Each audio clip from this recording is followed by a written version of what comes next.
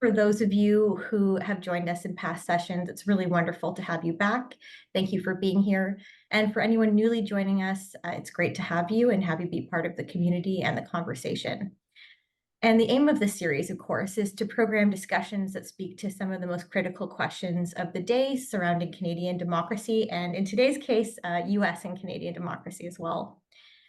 So as our invite shared, we're here to talk about the state of American democracy and its impact on our own, on the upcoming election in the US, and specifically about the rise of Trump again.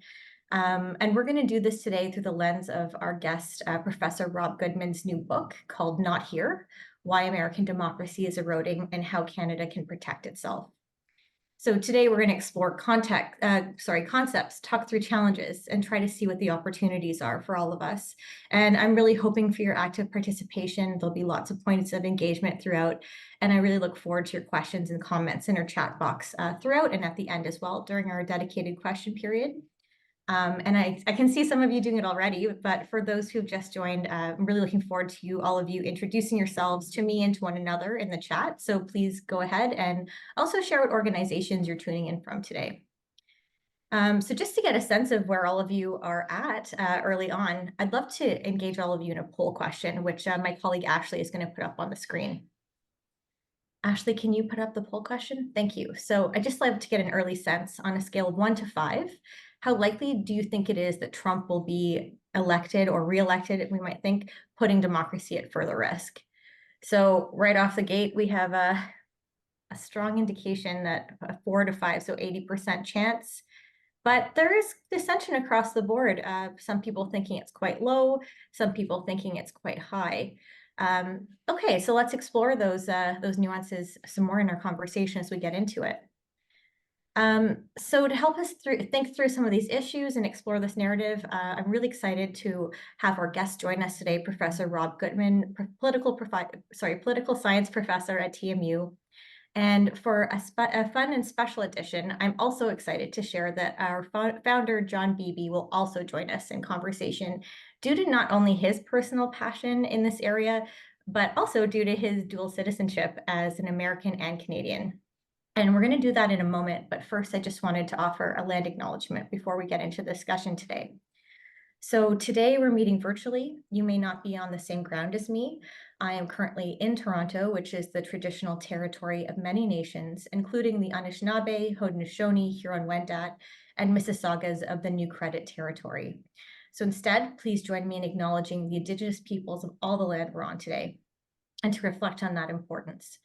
We must continuously work hard to understand the long history of these lands and recognize what those histories mean for the work of truth and reconciliation ahead of our shared work in this community around democratic engagement.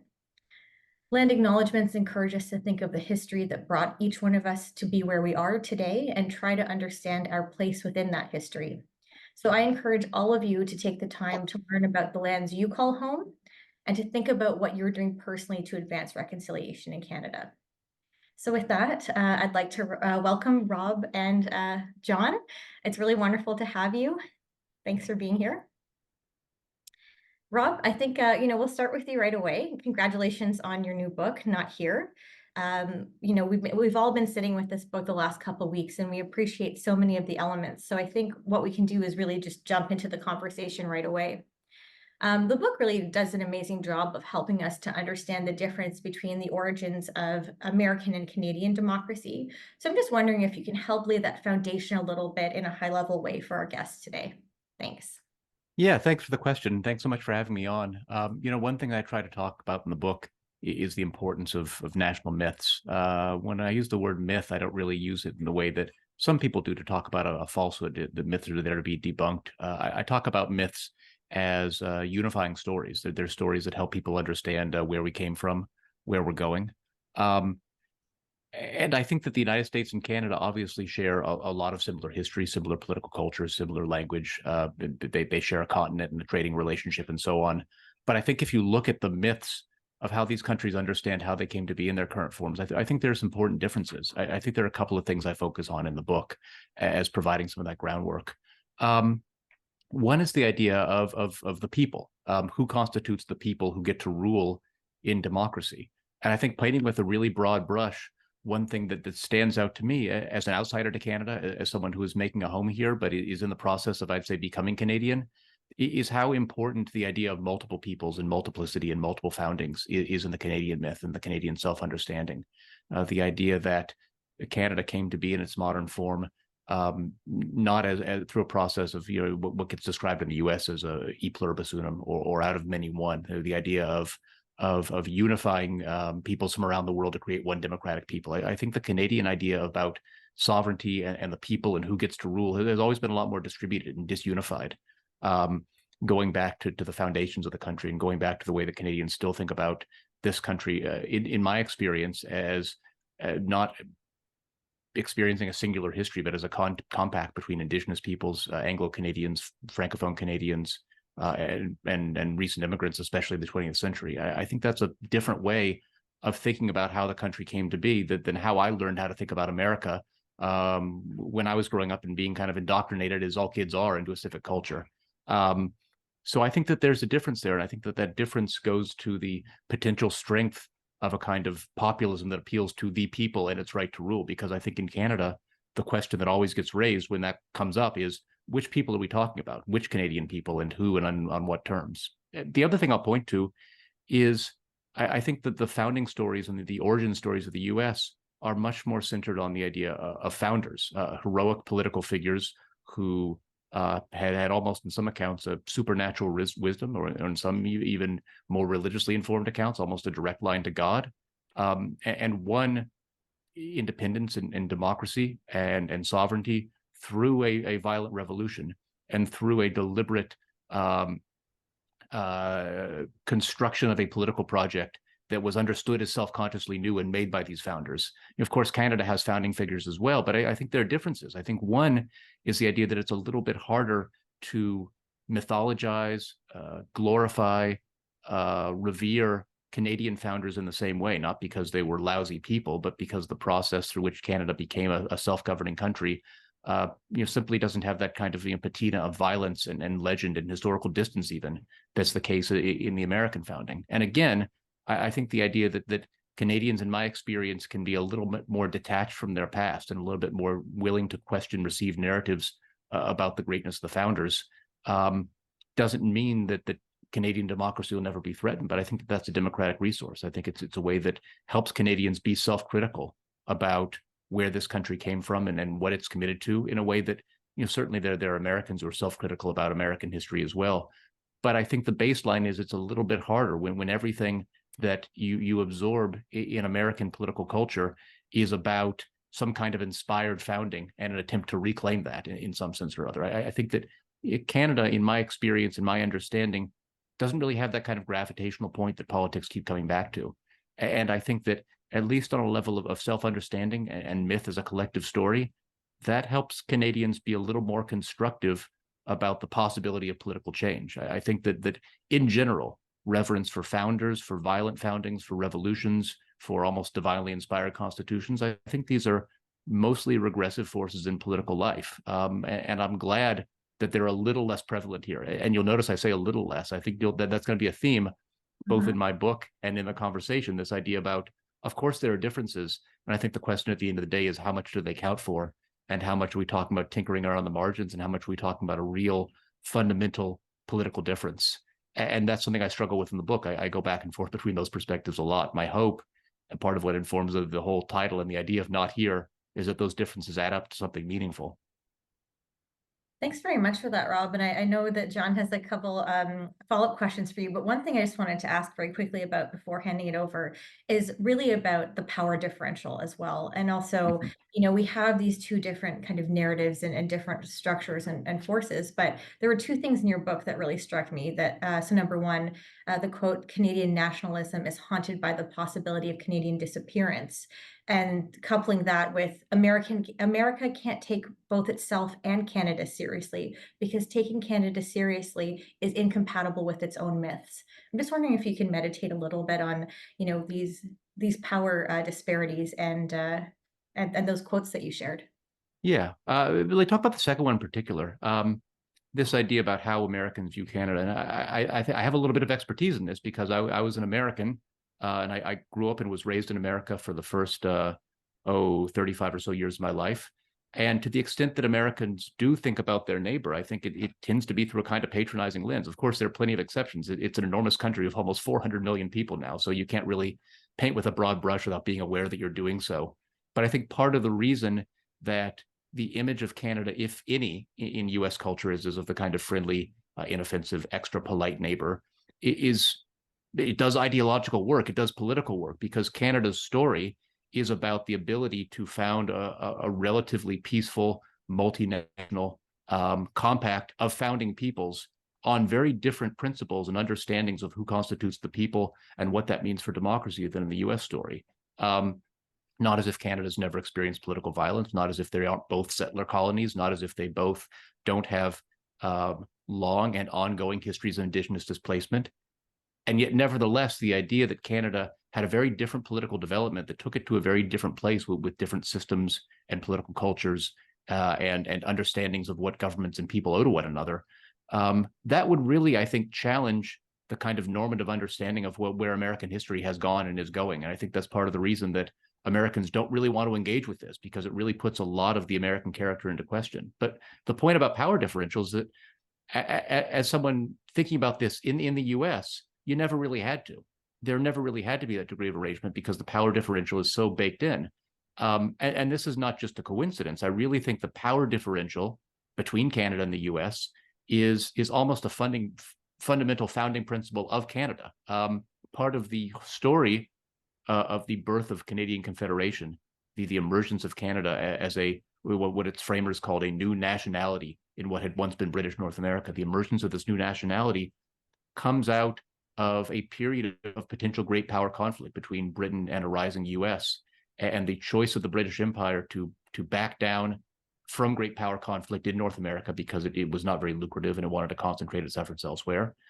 Part of the understanding of what happened when Canada came into being as an independent country was that it would always be roughly undefended with respect to its largest neighbor. There would always be no more than a middle power, that it would never really challenge the U.S. for geopolitical or economic supremacy. And on those conditions, the U.S. government really had no objections with a new nationality being founded in British North America, as long as it was really clear what the power differential is. I think everyone at the time who was involved in Confederation understood what was happening. Everyone understood that there was something of a tacit agreement going on with the U.S., right down to the name of the country. The initial name of the country that was proposed was the Kingdom of Canada. And in the negotiations, this was changed to the Dominion of Canada so as not to offend the Americans, who were very anti-monarchical. So even when the very name of your country has to be checked off with your most powerful neighbor before it's approved, well, that suggests something about the power relationship. So when I talk about the possibility of Canadian disappearance or the fears of Canadian annexation to the U.S., which have been a really consistent theme in Canadian history, or when I talk about that story, the power differential and the Canadian founding, this is by no means to suggest that Canadians are oppressed or victimized or harmed by the U.S. It's been a mutually beneficial relationship, but it's been a relationship in which the lines of power and the power differential has been very much baked in and understood on both sides from the beginning. So I think what this means is that the search for Canadian distinctiveness, or at least for Anglo-Canadian distinctiveness, because I think, Francophone Canadian distinctiveness has always been a separate issue. But the question of Anglo-Canadian distinctiveness vis-a-vis the U.S. has always been a really vexed issue, because Americans, to the extent they look at Canadians, look up and essentially wonder why these people aren't Americans already. And I think Canadians have historically struggled with the question of, well, what is it that makes us not Americans? What is it that sets our culture, our history, our politics apart? And that's it's consistently a hard question. It's never been answered satisfactorily because the terms of it always change. And my attempt in this book was to say, well, what does the answer to this question look like to me as someone coming from America and making a home here in the year 2023? It's going to be a different answer than what George Grant came up with in 1965. It's going to be a different answer than what Margaret Atwood came up with in the 1970s.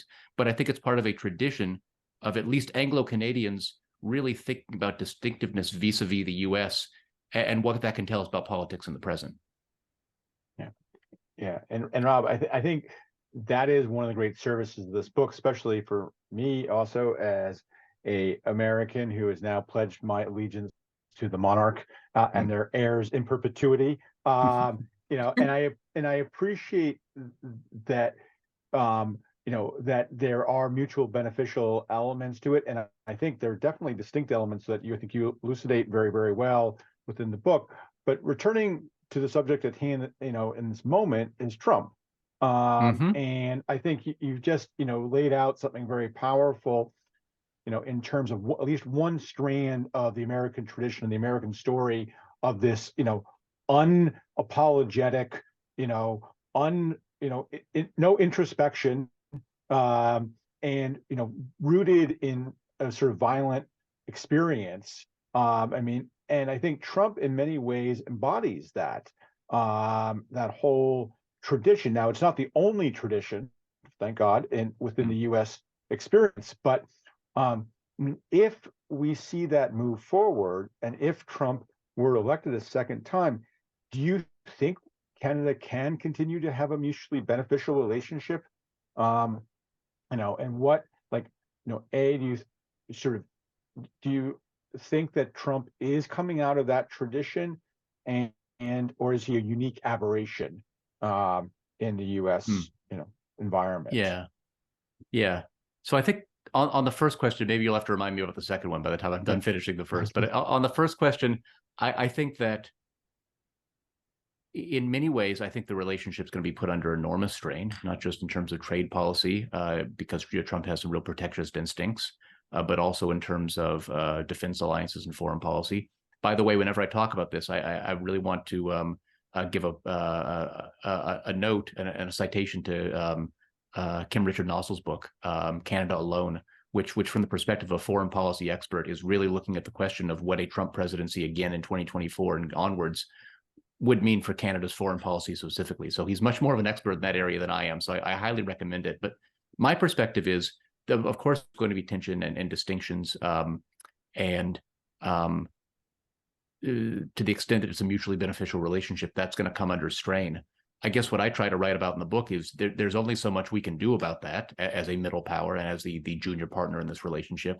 And yet, when I look back at my understanding of Canadian history, again, as an outsider, it seems like these very important creative moments of distinction between Canada and the U.S. have really been important to Canada becoming the kind of country it is today. This idea of a kind of sense of controlled anti-Americanism as a creative and constructive force in Canadian politics. And I don't just mean the kind of knee-jerk, where we're better than them because we have fewer guns, or look at us with our free healthcare and don't tell anyone about what it's like to be in an ER during COVID. But I think that beyond that kind of knee-jerk anti-Americanism, there is a real understanding that the interests of these two countries often diverge and aren't identical. And oftentimes these countries and their political processes need different things. So I think that the more that message gets brought home to the Canadian public by watching the experience of a possible Trump presidency, which, knock on wood, but if it does happen, the question is not what can Canada do to prevent it? The question is this going to be a moment of constructiveness, or is this going to be a moment of kind of climbing into our shell? And I really hope it's a moment of constructiveness. And I really hope it's a moment in which Canadians really take stock of our institutions and our social programs and the health of our democracy in a way that might not be happening if the fire alarm were not going off in our neighbor's house. As to your second question, which I think was about Trump in American history. Yeah. Is Trump an aberration, or is he, part of a tradition, an American tradition? Yeah. Well, my view is very much the latter.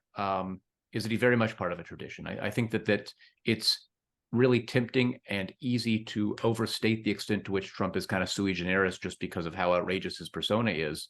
But I think when you look at the sources of his political support, I think that there's a real precedent in American history for this kind of populism that's based on the rights and power of the kind of so-called real people, the people who are, in a sense, kind of born to rule because of their ascriptive characteristics, because of their religion, their race, their ethnicity, their language, where they live, so on. We all kind of know what kind of real people are the backbone of this coalition. And of course, there's a long history in American politics of claims that people deserves to rule, regardless of whether it's not the majority. So, in times when the kind of when the capital R, capital P, real people, the kind of, the rural white Christian is kind of the basis of Trump's support. At times when that population is a dominant population, the real people principle can look like democracy. At times when that population feels like it's under demographic threat in a changing nation, as it was during Reconstruction, as it was during the second Reconstruction or the Civil Rights Movement, and I think as it is now, defense of the real people and its right to rule can look like a backlash against democracy. But I think at the end of the day, what matters isn't whether this is, which direction it's pushing in, whether it's pushing with democracy or against democracy. What matters is at the end of the day, there is a very long tradition of claims in American politics that certain people are entitled to rule on the basis of who they are. And right now, that's a force against democracy. So I think that part of the reason I talk about the roots of Trumpism in American history is both because I want to understand it as a scholar, but also because as someone who's trying to do political work with this book, I think the biggest advantage that these sorts of populists have is this sort of element of surprise, this element of shock. Oh my gosh, can they do this? Things must be falling apart, and we need radical solutions because of how badly things are falling apart and how unprecedented this is. Creating the sense of unprecedentedness, of crisis, of emergency, of impending disaster. That is a trick that is right out of the far right and the fascist playbook going back to the 20th century. And one of the things that we can do, I don't claim that this is going to do anything kind of constructively, politically to stop it, but to the extent that scholarship matters and scholars matter and intellectuals matter, one of the things we can do is do a little bit to dispel that aura of surprise and emergency and crisis. Because to the extent that we can do that, I think it helps people operate with a bit of a clearer head. Thank you for that, Rob. That's very helpful. And I think one of the ways that you named in the book that struck me was when you kind of called this the return of the repressed. And I think that to your point, really knowing the history and be able to recognize these kinds of tropes is one of the ways that we can actually not be duped by them, right? So I think a follow-up question I have for you is, what then are the social conditions necessary for a healthy democracy? And is it the same in each nation, in your opinion? Well, yeah, I think that democracy, I think if we've come to think about it more, and of course there are so many people that are paying more attention to the state of democracy, now than were maybe 8 years ago, which is great. But I think the more people pay attention to it, I think the more we think about it, not just as like a set of institutions, but as a set of social practices. So you need to be able to do democracy, you need to recognize that your neighbors are equals to you in some sense, that they have political power that's roughly equal to mine, and that we can accomplish things collectively. But to do that, I've got to be able to recognize my neighbors as equals and having that same kind of dignity and power that I do, so that we can do things together and recognize that we can be a really powerful collective agent. So where that comes from, I think, is interactions. Where that comes from is interacting in neighborhoods through accessing social goods, through public schools, through accessing the same single-tier healthcare system, through accessing things like parental leave. Or even COVID benefits when was it a case of a national emergency, doing things in which we access parts of this safety net together isn't just about protecting us in times of emergency or making sure that we don't go bankrupt if someone has a health emergency. Right. It's about practicing seeing people as equals. When we go to that school drop-off, everyone that I drop off my kids with for that public school lives in that neighborhood, whether it's the people in the yuppie gentrifying houses like me, or my kids' classmates in the social housing across the street. Everyone has a stake in that school. Everyone participates. Everyone's in the same classes, and we're engaged in a common project. And that doesn't mean it's perfect. It doesn't mean that the inequalities between me and my neighbors go away, but it does mean that we have some kind of stake and opportunity to practice collectivity, opportunity to practice democracy. And again, I don't think this is different necessarily from country to country. But I think part of what lays the groundwork for Trumpism in the U.S. is that there's been such a concerted attack on these public goods, since the Reagan era, since the rise of neoliberalism. When you don't have public spaces where you can greet your neighbors and act in a place where you feel safe because you're concerned about gun violence, when kids have to bring see-through backpacks to schools, I know some of my friends in the U.S. do, because of the fear of gun violence.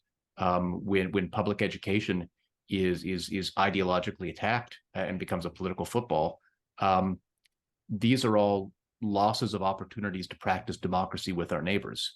Of course, these things happen in Canada too. I think like Mike Harris is a major figure for degrading public goods in Ontario, and Doug Ford, if he could get his act together, probably would be too. Unfortunately, it looks like he can't. But I think that obviously the same threats exist in Canada, but I think that these sort of social programs are a little bit more important to the extent that there's not a lot to fall back on. You know, the myth of a single people, the myth of um, a unifying constitution or founders as unifying figures. All those things are weaker in Canada. So I think Right. we're left with social goods, or in a sense, nothing. So Canadian disunity, Canadian lack of these unifying narratives, can be a bug, but sometimes it can also be a feature if it pushes us to realize the importance of these social goods. No, I appreciate that. And I also really like how in the book, how you talk about Canada as a multinational democracy as its definition, whereas the sort of real people principle being, one of the founding American pervasive narratives. I think that's a really helpful way to think about it. I also appreciate how you talk about building that kind of social and political infrastructure for a healthy democracy. And so that makes me really want to ask you about political systems themselves. So if we look at the differences in our political systems, obviously Canada has a Westminster parliamentary democracy system and the US has a presidential one. I'm just wondering if you can, kind of go up to that lens and really talk about what are the pros and cons of each system in defending against a potentially authoritarian figure like Trump. Mm-hmm. Yeah, my favorite factoid about this, and I got this from Ezra Klein's book, Why We're Polarized, is So, that it's a great book, right? And he's a great writer. And a lot of times over the 20th century, the US had the opportunity to rebuild and reconstruct other democracies. Did it in Germany, in Japan, in Afghanistan, in Iraq into the 21st century. In none of those situations has the US ever created a presidential system. Whenever the US goes out to rebuild another democracy, it never builds that democracy in the US's image. And part of the reason for that is there's a lot of data in since the time the US was founded that there are reasons that parliamentary systems tend to avoid constitutional crises, and they tend to be the most stable kind of democracies in the world. And there are a lot of reasons behind that. And part of the reason the US system worked well, despite that, for the long time that it did, was kind of as a consequence of racial repression. The US system needs bipartisanship. So if there could be kind of a cross-partisan consensus about maintaining the dominance of white Americans, which happened for most of the 20th century, it became a lot easier to make that system work if this is something that brings your parties together. So that's one thing. But the other thing I'm going to say is that aside from the fact that parliamentary systems are more stable, and this is not my opinion, this is something that political scientists will pretty much tell you as close to factually as we can. The other thing is I think there are important principles in a parliamentary system that affect how we see democracy. And this is a place where I disagree with George Grant. He wrote in his famous 1965 book, Lament for a Nation, that the parliamentary system might be nice, but it doesn't really embody any kind of principles worth fighting for. And I don't agree with that. One of the things that I like about it is that it really puts leaders in their place. It's designed not to be a leader-centric system. It's designed to be a talk-centric system, or a deliberation-centric system, or a party-centric system. And I think about this just in a symbolic way. In both systems, there is a time in the life cycle of governments when the head of state stands on an elevated platform to speak down to the legislature about what the policies are going to be taken up in the next year. In the US, the president does that.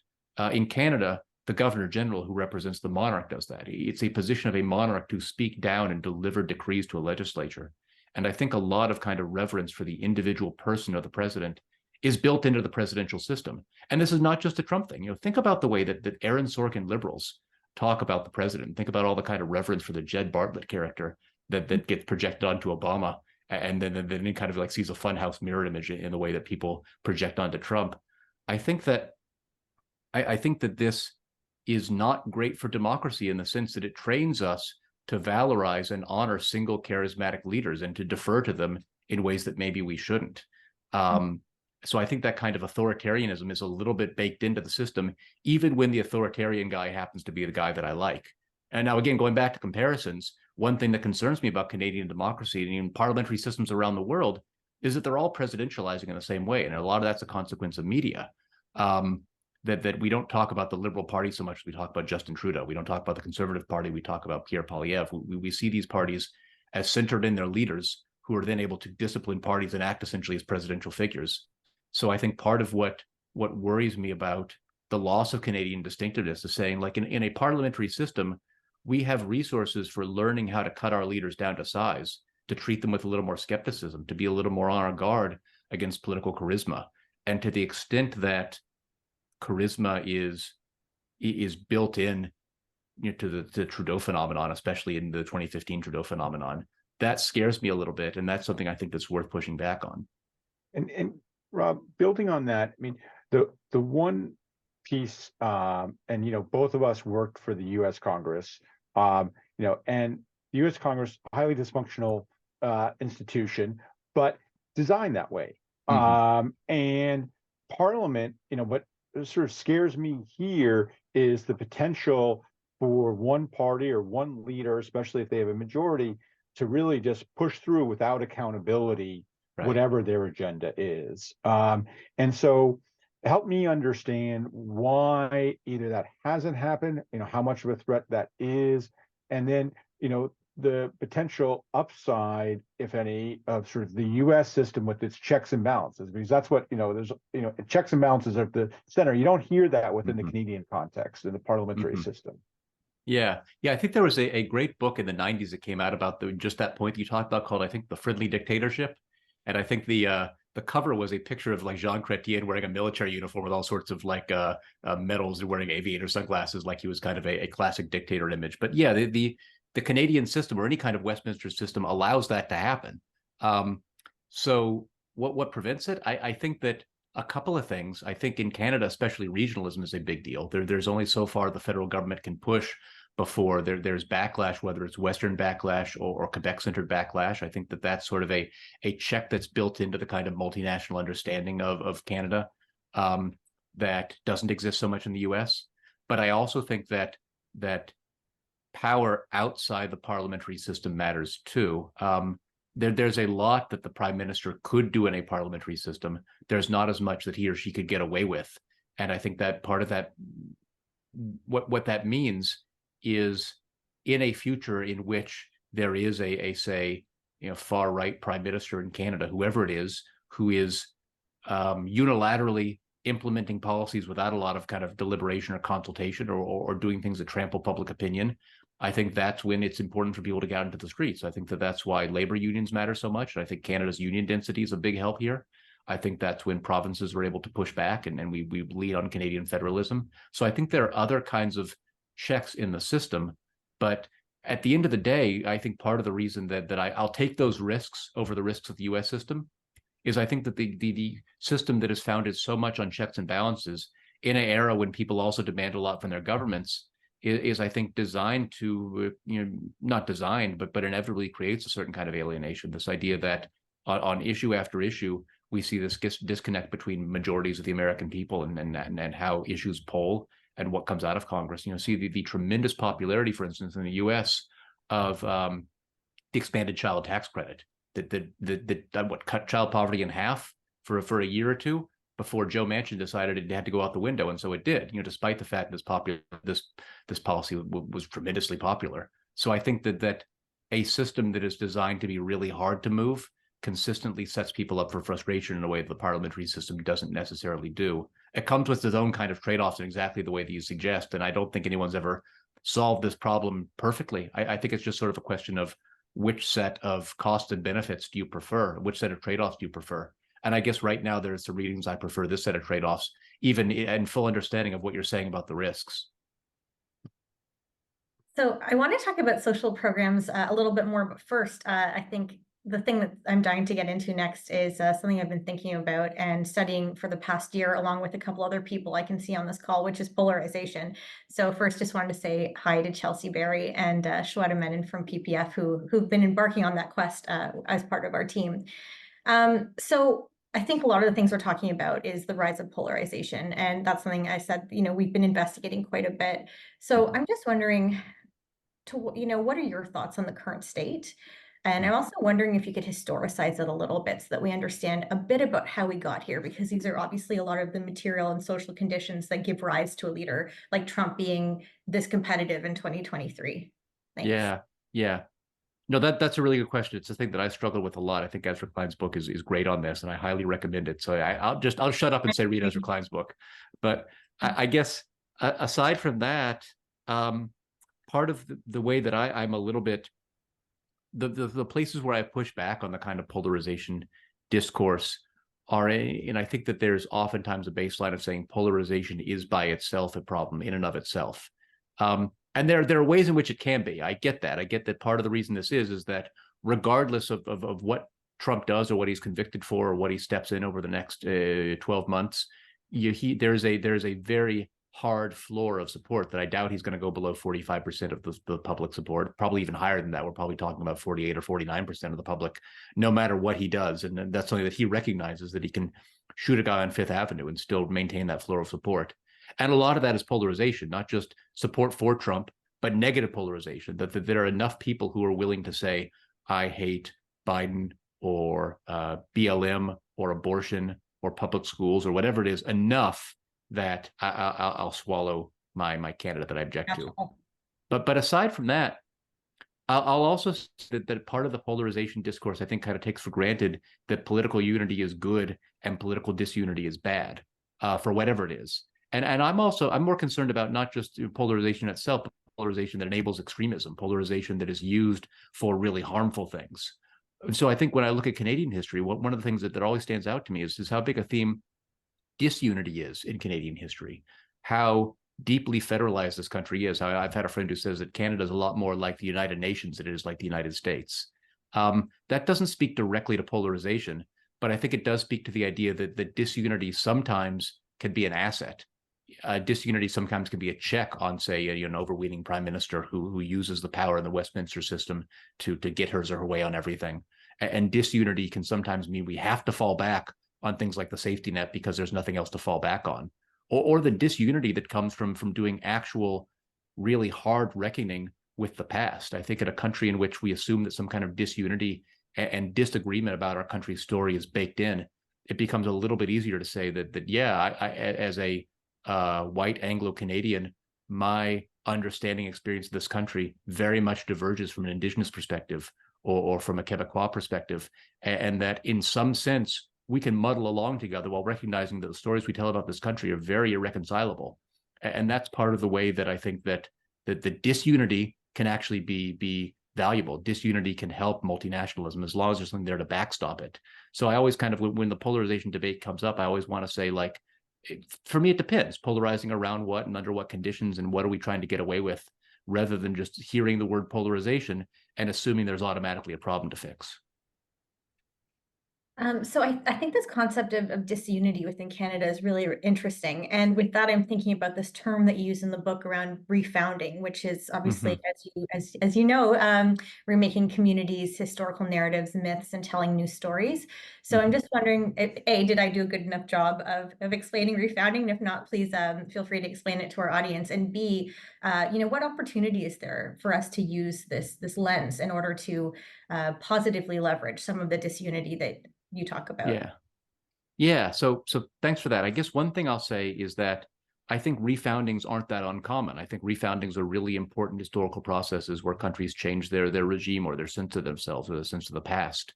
I talk, for instance, in the book about the transitions from the French monarchy to the French Republic, or the transition from the USSR to the Putin regime in Russia. Like, refoundings happen.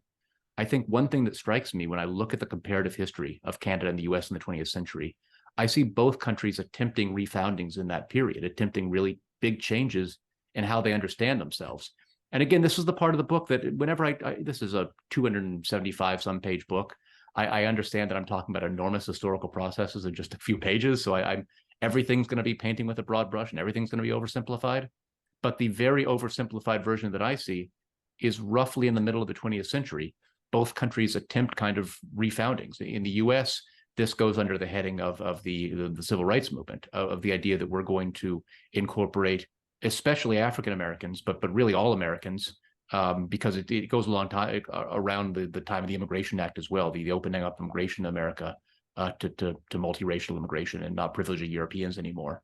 There's a big change in American politics in that period towards saying the American people who get to govern and be the subject of democracy is really going to encompass everyone, and we will use the power of the federal government to bring this about. I think that that's a heroic and noble aim. I think it is the most important part of U.S. history. It is the story for me. And yet I think the other part of the story is the backlash. The other part of the story is this is a tremendously ambitious project that has been attempted in many previous times in U.S. history to create a real multiracial democracy. It was the project of Reconstruction. It was the project of the Civil Rights Movement, or the Second Reconstruction. I think it's the project of the of Black Lives Matter and the George Floyd movement, which people like Van Newkirk have described as an attempted third Reconstruction. So part of the drama in U.S. history is the tug of war that I see between the forces of multiracial democracy and the forces of backlash to it. All I'm trying to say in the book is not that this is bad, but that this is a struggle that is still absolutely going on and incomplete, and the source of a lot of political violence, even in 2023. So I think Canada's story is a little bit different. Not that Canada didn't also have struggles with racial exclusion. Not that Canada wasn't a segregationist country, or a country that practiced white supremacy, or was an overwhelmingly white country until a generation or so ago. So these things are all real. And yet, when I look at Canada's refounding period, and I look at the struggles that Canada's going through over a roughly analogous time, I don't think it's so much about incorporating everyone into the one people as coming to terms with what it means to be a multinational country, and coming to terms with the fact that we've always been a multinational country. So in this period, I put things like the rise of mass immigration, the growing assertion of indigenous movements that start with the backlash to the Pierre Trudeau government's assimilationist policies, the way that the modern treaty process grew out of that backlash to the white paper. I think about the Quiet Revolution and the assertion of Quebec language rights and nationality rights. And all of these things I see as parts of the process of Canada kind of muddling through to a place where we can say that rather than one country with a dominant people, which was kind of the narrative for a lot of the 19th century, this is in fact a country with many peoples and many incompatible foundings and mythologies, and let's figure out how to muddle through. So I see that refounding process not as uncontested. It's obviously contested, but I also see it as a little bit more successfully carried through with less backlash than the American process. And I think that when I think about how that informs democracy in the present, my instinct is to say, let's lean into what's worked. Let's lean into what's successful. So I think in a lot of ways that leans into seeing disunity and multinationalism as ways to protect democracy. So a couple of the concrete things I talk about in my book are for instance, the importance of increasing the formalized and legally guaranteed role for Indigenous voices in federal policymaking, even through considering something like Indigenous seat quotas that countries like New Zealand that are also settler colonies but are trying to move in a direction of multinationalism have had a lot of success with. So when I think about how those attempted refoundings shape the sense of the present, I see America struggling to complete this historic process and maybe not doing it in my lifetime.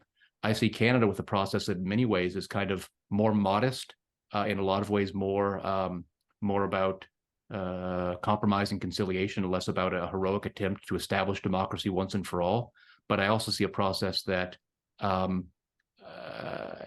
has resulted in a bit more of a stable society and a bit more of a stable political culture. And then I think, well, let's learn from that, and let's learn from what worked, and let's try to lean into it. Yeah, I want to make sure we get time to get some questions from the audience too. But Rob, on that, I mean, I think you've done a really interesting job sort of flipping two things, like talking about disunity as a potential source of strength, which rarely do we put it into that frame. And then also looking at potential sort of contrast with the U.S. and especially in an authoritarian regime, also being a potential avenue to strengthen Canada's identity and Canada's response. So I want, I guess, maybe dive into that a little bit deeper. Like, actually, regardless of what happens with the outcome of the election next year, this has been an extremely challenging time. There is going to continue to be a very fractured, U.S. political landscape. Is this, are you optimistic in a sense for the consequences for Canada, or like, is there something, some negative consequences that you see? Like, where are you?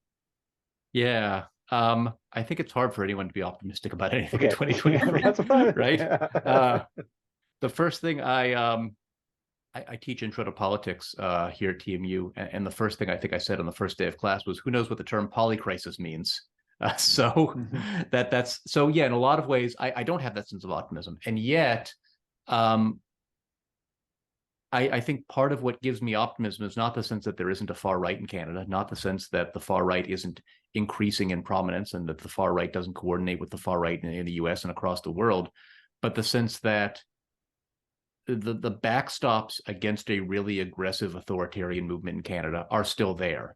And I don't want our sense of pessimism or our sense of fear of what could happen to cause us to overlook the backstops that exist.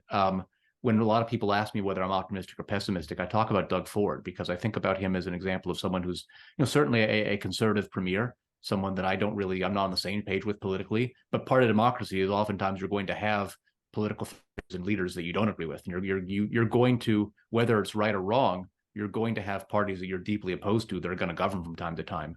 But I think part of what restricts Ford's ability to get whatever he wants done, to pursue a really kind of radical neoliberal privatization policy around things like healthcare or Ontario Place or whatever we're talking about here, is the fact that there is a bit of a stronger public sphere here. There is a bit of a stronger union density. There is a bit of a built-in protectiveness of the kind of legacy of these social programs, or even the sense that in living memory, I think there are a lot of Canadians I know who are a little bit older than me, but not like ancient or anything, who can remember times when the social democracy was a little bit stronger in this country and has really good nostalgic feelings for that. So I think that there's something there. So rather than saying, I try to stay out of the prediction business, rather than saying we're going to be fine or everything's going to be awful, I'm trying to say that Trump and Trumpism in Canada are very much worst case scenarios as far as I'm concerned. They're very much on the horizon. There's not that much in some sense that we people who are opposed to them can do to prevent them from coming.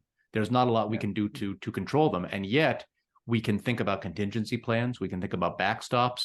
We can think about insurance policies. And I think when you feel like you're threatened by any kind of almost a force of nature in a sense, one of the things you do is take out an insurance policy. That's part of the reason I wrote this book, is I see this book as an insurance policy of saying, well, let's be very, very serious about worst case scenarios, and let's start to imagine a couple of steps in advance. And again, I think that there's so much focus on the day to day. There's so much focus on who said what in a press conference or who said what during PMQ that oftentimes it's easy to lose sight of that bigger picture. But that's one of the neat things about having kind of politically engaged academics is I don't have to run for election. I don't have to raise any money. I have the luxury to say, let's take a bit of a longer view.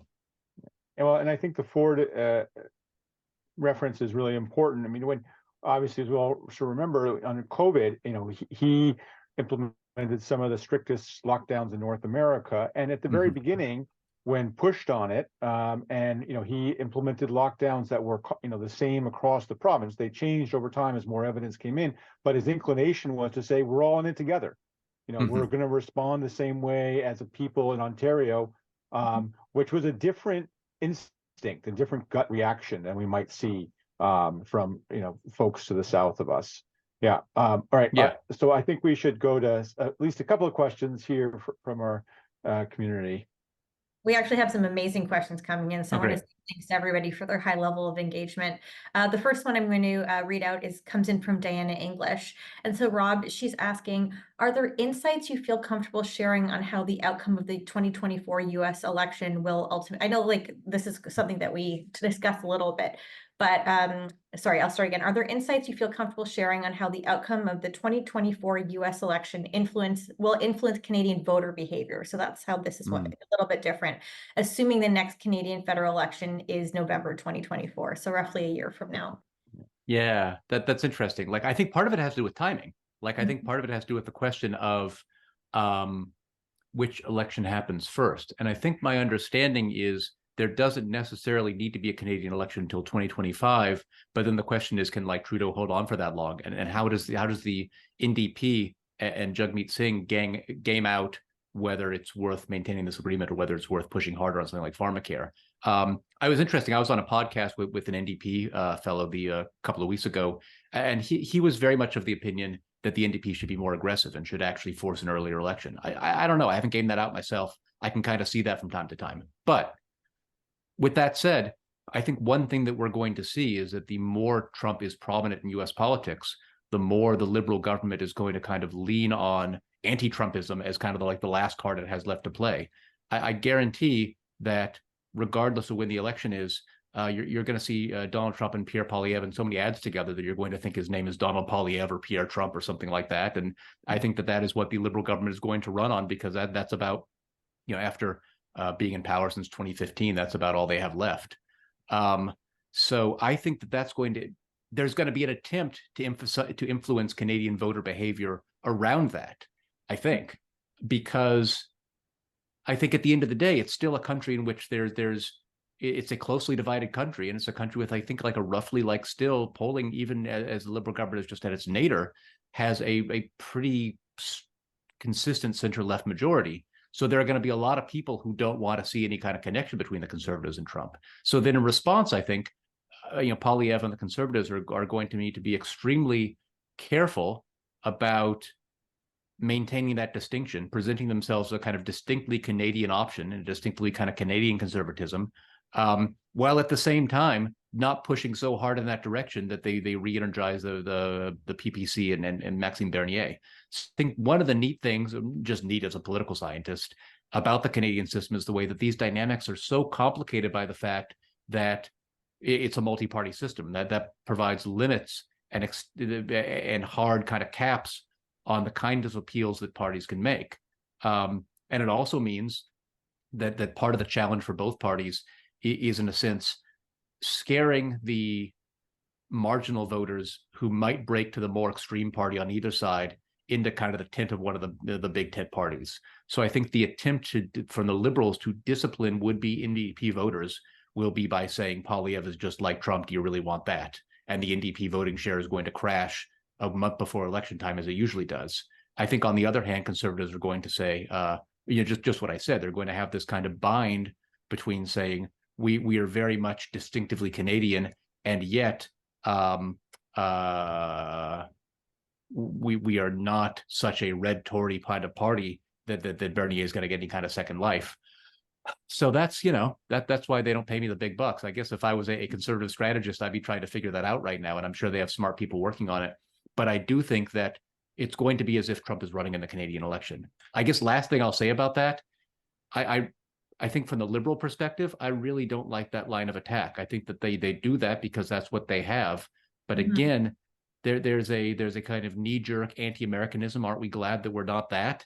And there's the kind of constructive anti-Americanism about how do we prevent ourselves from getting to the point that this has gotten to.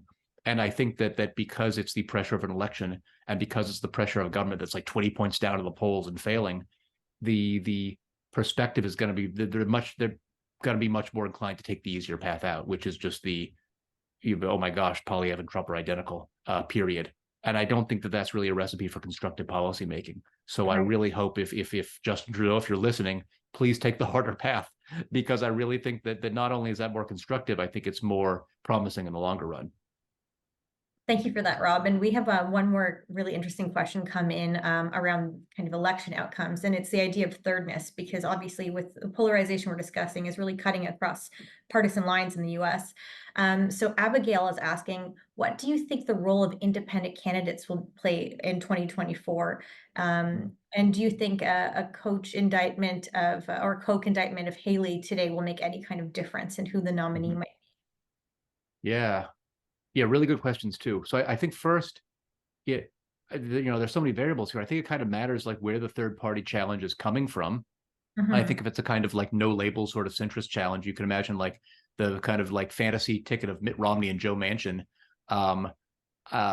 pulling a lot from Biden. Like, is he going to pull enough from Trump to win? Would that pull enough from Trump to win? Like, I have trouble seeing that, just because I think anyone who has been pushed out of the Republican coalition because they're conservatives, but kind of establishment conservatives, like I just don't think that that's a very strong political faction. That's like 10 or 15% of the country at this point. So I think that kind of that constituency is already a little bit limited. And I think, as people have pointed out, they've looked at the election results in the Netherlands, and they've seen that Geert Wilders with a really kind of right-wing populist campaign did very well. And I think that people have said around the world, or at least around the kind of the global north, mainstream conservative parties are losing out to far-right populist conservative parties. And I think that's happening in the US. So yeah, there are going to be people who feel left out of that, and they might want to rally to kind of a no labels candidate. There are also going to be people who are turned off by Biden's age, fairly or not, given the fact that he is just roughly as old as Trump, but somehow seems older for whatever reason, to the media at least. That there might also be, depending on how Democratic primaries go, there might be like a meaningful challenge to him from outside the party, whether it's like an RFK Jr. or a Cornel West, or even a more credible challenger, like the kind of thing that happened to LBJ during Vietnam in 1968, in which a couple of further left candidates softened up LBJ to the point where he actually had to withdraw from the election altogether. So I don't think that's going to happen. I think that at the end of the day, part of what polarization does in the U.S. is people, I think, generally tend to come home, simply because the cost for someone who really cares about Trumpism of putting a third party in power or voting for a third party and putting Trump in power just seems so high. And I think that message is broadly received enough that it's going to put a real kind of limit on the success of a third party challenge. But what I'm really looking at in general is not just is there going to be a third party on the ticket, but what is this pressure going to do to Biden? Is this going to make it more or less viable for Biden to stay in as the kind of consensus nominee as the party, especially as we've seen a lot more backlash around the Israel-Gaza situation from the left of the party, in the last few weeks or 8 months. Last, the question about like the Koch endorsement of Nikki Haley, I think it's interesting to see that DeSantis is kind of fading as an anyone but Trump candidate. I think like that kind of shows that the party power brokers are maybe consolidating around her as an alternative to Trump. But, someone pointed out the other day, she's still polling 50 points behind her. She is still way down in the polls. And we've seen this play out before. We've seen in 2016, the Republican establishment very much wants to consolidate around a not Trump figure, but has been unable to pull it off. And that was when Trump hadn't had the prestige of being president or hadn't really been able to dominate messaging on the right for, going on 8 or 9 years now. It seems like less likely to me now than it did in 2016. I'm willing to be convinced otherwise, but I do think that this shows that there's a big tension between the establishment conservatives, that the Representative Kochs, and the kind of Trumpian version. But I think at the end of the day, across the world, the populist conservative forces or the far right conservative forces are really carrying everything before them when it comes to their conflicts with establishment conservatives. I think this is a way that politics is going to be not permanently, but different for the long run for the next, couple of decades. So that's really something to grapple with.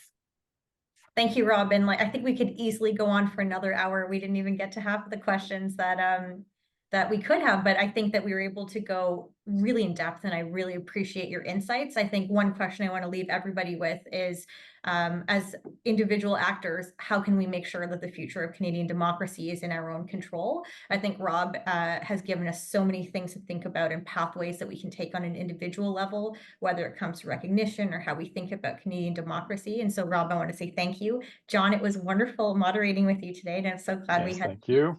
That. And I just want to say thanks to all the guests. Thank you for sticking with us through 2023. We're excited to bring you some more really dynamic and interesting programming in 2024. And I will pass it over to John to say his final goodbye. Yeah, no, thank you, Victoria. Thank you, Rob. I'm coming out of this conversation actually slightly more optimistic about the future of democracy in Canada, which I did not honestly expect coming into the conversation. So thank you, Rob, for that. Not that we have a lot of work cut out for us. And as Victoria said, we're going to have a very full year next year. And we'll have more Great Democracy Dialogue series. We're also going to have the Canadian Vote Summit. So mark your calendars for June 3rd and 4th of next year. And, as we all work to figure out how we protect Canada's democracy and ensure that it remains vibrant and inclusive, and that we out of our disunity, we create something that is meaningful. And I think that is something that I'm taking away from today's conversation. So thank everybody again for joining us, and we will see you next year.